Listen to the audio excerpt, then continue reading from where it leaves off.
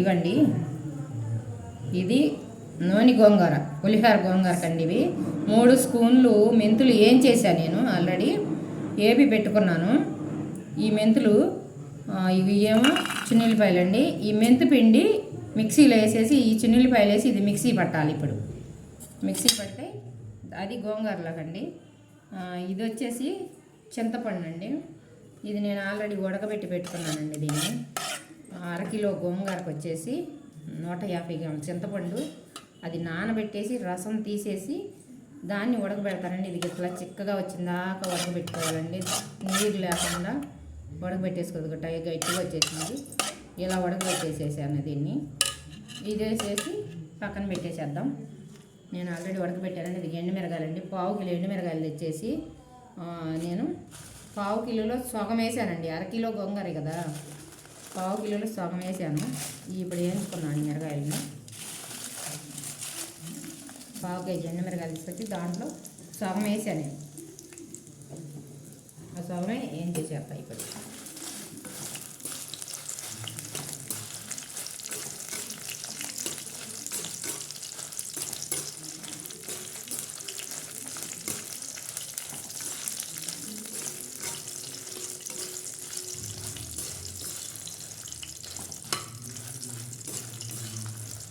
Fry అవుతున్నాయండి ఎండుమిరకాయలు.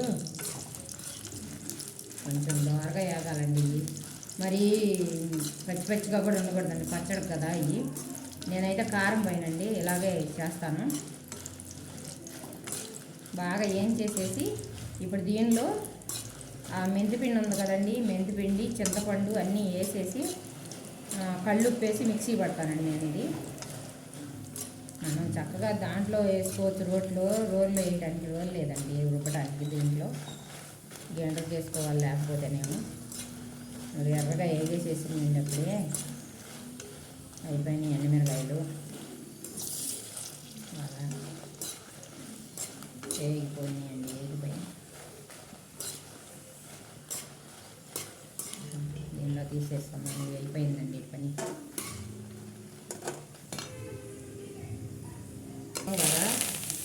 అయితే నేను సన్నగా బాగా కట్ చేసేసానండి. ఇదిగో చక్కగా కడిగి ఆరబెట్టి గోంగూరని బాగా ఆరిపోయిందండి. చూడండి, సన్నగా ఇది ఇలా కట్ చేసేసానండి నేను. పొడిలాడిపోతుంది చూడండి. చిన్న చిన్న పీసులు కట్ చేసి పెట్టుకున్నాను నేను చక్కగా అంతా. ఇప్పుడు ఇదంతా కట్ చేయాలని చాలా లేట్ పట్టింది కదా, అందుకని ముందే కట్ చేసి పెట్టుకున్నాను. ఇప్పుడు వేయించుకున్నాను అండి. అది ఏం చేద్దాం. నేను ఆయిల్ వేసేసి దీనిలో ఇదిగోండి ఆయిల్ వస్తుంది మంచిది. శనగ నూనె, ఒరిజినల్ శనగ నూనె తెచ్చుకోవాలండి దీనికి. అలా పోసి నూనెతో వేయించుకోవాలండి. కలుపుతూ ఉన్నాం. కొంచెం మగ్గిపోతే సగానికి వెళ్ళిపోద్దండి. ఇది కళాయిలో ఫుల్గా వచ్చింది. ఇప్పుడు అదిగో చూడండి, తగ్గిపోతూ ఉంది. వేయించుతూ ఉన్నాం కిందికి. ఇంకా పోసినప్పుడు చాలా ఉంది. నేను ఇది రుబ్బనండి. దీన్ని ఇలా సన్నగా పీసులు కట్ చేసేసి ఇప్పుడు దీనిలో ఆ మిరగాయలు ఇవన్నీ పొడి చేసుకుంటామండి. ఇక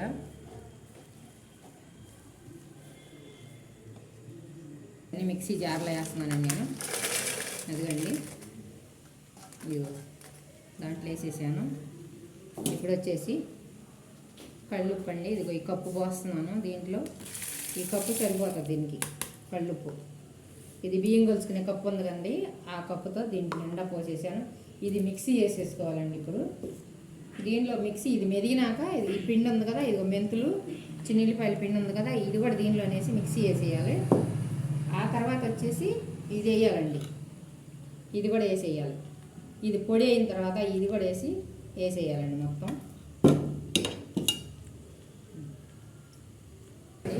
కారం చక్కగా మెత్తగా మిరగాయలు మెదిగిపోయినాయి. ఉప్పు వేసి ఇది వేసేసాను. ఇప్పుడు వచ్చేసి ఇదిగో మెంతి పిండి దీంట్లో వేసేస్తున్నాను కదా, మెంతులును చిన్నుల్లిపాయలు వేసేసాను కదా, అది దీనిలో వేసేస్తున్నాను. ఆ కారంలో చింతపండు వచ్చేసి ఇదిగోండి, ఇది కూడా దీనిలో వేసేస్తున్నాను. చింతపండు కూడా మిక్సీలో. ఇది మళ్ళీ ఒకసారి మిక్సీ పట్టుకోవాలండి, అంతా కలవాలి కదా మంచిగా. దీనిలో ఉడకబెట్టేసాను నేను. స్టీల్ అయితే మాడిపోతాయండి, స్టీల్ వాటిలో పెట్టుకోకూడదు ఇది, అందుకని తెల్లదానిలో ఉడకబెట్టాను. గోంగూర తల్లి అడుగంటికి పోతుందన్నమాట. బాగా తల్లి లేకుండా ఉండాలి.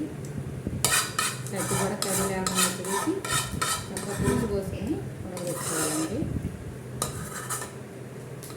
అయిపోయింది. ఇప్పుడు దీన్ని కూడా మిక్సీ వేసేయాలండి. మొత్తం అదంతా కలిసిపోతుంది. ఇప్పుడు ఇదిగోండి గోంగూర చక్కగా మగ్గిపోయిందండి. ఇందాక కళాయి నిండా ఉంది కదా, బాగా ఏగింది ఇది గోంగూర.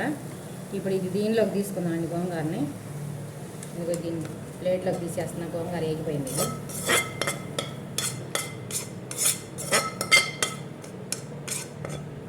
చూడండి అలా మగ్గిపోయింది. ఇందాక కళాయి నిండా ఉంది కదా, ఇప్పుడు చూడు ఎంత అయిందో. చక్కగా సన్నగా పీసులు కట్ చేసేసానండి, మంచిగా తరిగేసేసాను దాన్ని. ఇప్పుడు ఆయిల్ పోసుకుంటున్నానండి దీంట్లో. ఇక ఆయిల్ పోసుకున్నాం. ఇప్పుడు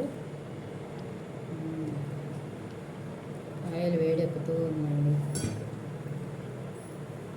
ఇవ్వండి ఎండుమిర్చి వేసుకుంటున్నాను. ఒక 10 కాయలు వేసేసానండి ఎండుమిరకాయలు. దాంట్లో చక్కగా మాగితే తర్వాత తినొచ్చు, కానీ భలే టేస్ట్గా ఉంటుంది తింటుంటే. అవి ఫ్రై చేసుకుందాం ఎండుమిరకాయలు. కొంచెం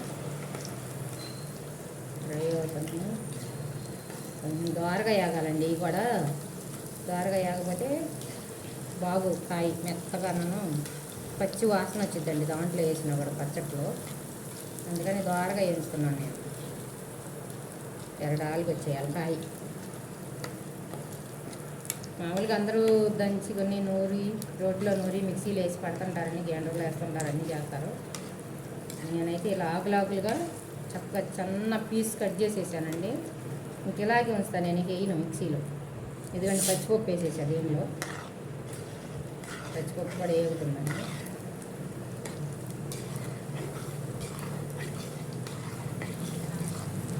ఇప్పుడు వచ్చేసి ఆవాలు వేసుకుందాం.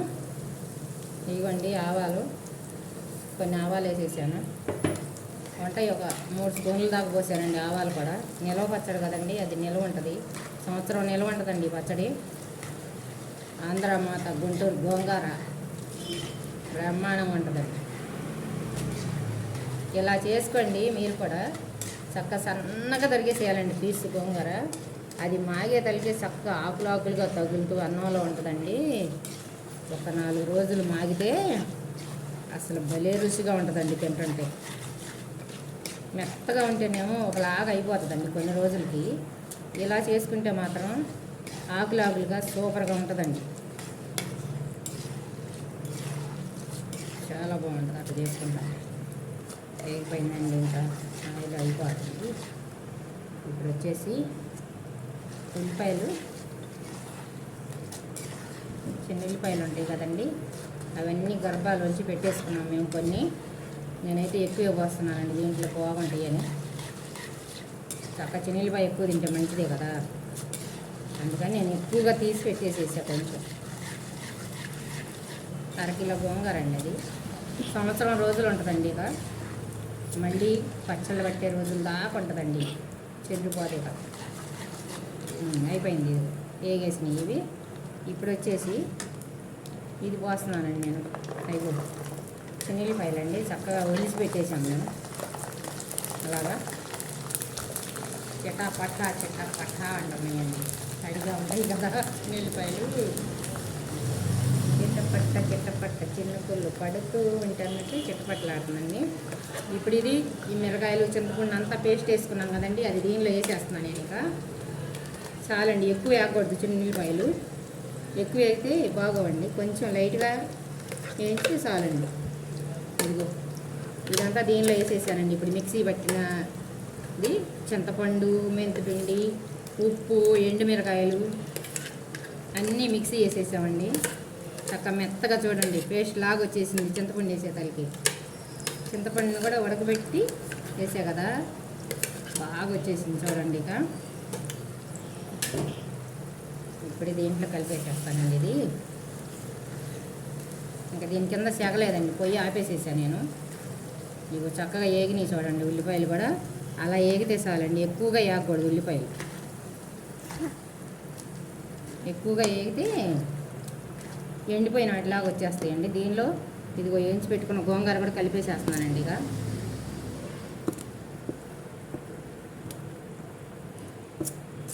దీన్ని పులిహార గోంగూర అంటారండి. నా స్టైల్లో ఇది చేశానండి. ఇలా చేసుకుంటాను నేను. ఆకులుగా చక్కగా మధ్య తలితే ఎంత బాగుంటుందనండి ఇది. అసలు చూడండి కలిసిపోయింది చక్కగా. దాంట్లో ఆ పచ్చడి, ఆయిలు, తాలింపు గింజలు, చిన్నుల్లిపాయలు ఎంత కలర్ఫుల్గా ఉందో చూడండి పచ్చడిగా. చాలా చాలా బాగుంటుందండి.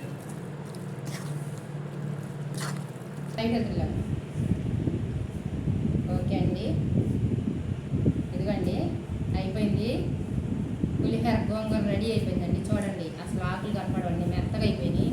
అంత సన్నగా కట్ చేసేసాను అనమాట. ఇది మగ్గితే ఉంటుందండి. ఇది 2 రోజుల్లో ఏమా టేస్ట్గా ఉంటుందండి. ఇదిగో వేడి వేడి అన్నంలో చక్కగా ఇదిగో కలిపేసేస్తున్నాను. ఇదిగో చిన్నుల్లిపాయలు వచ్చేసినాయి దీనిలో.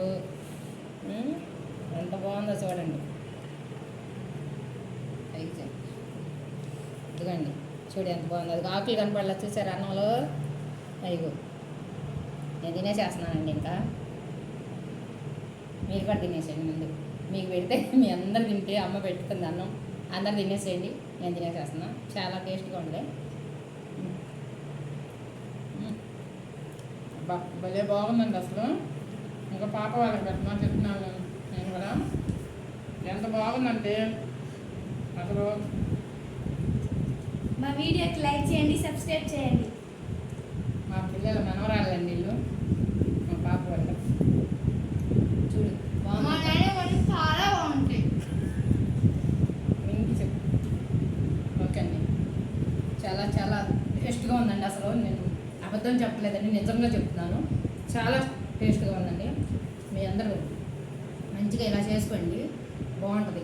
ఆకులుగా చక్కగా కూర కూడా తగులుతూ ఉంటుందండి. ఇట్లాగా చాలా బాగుంటుందండి.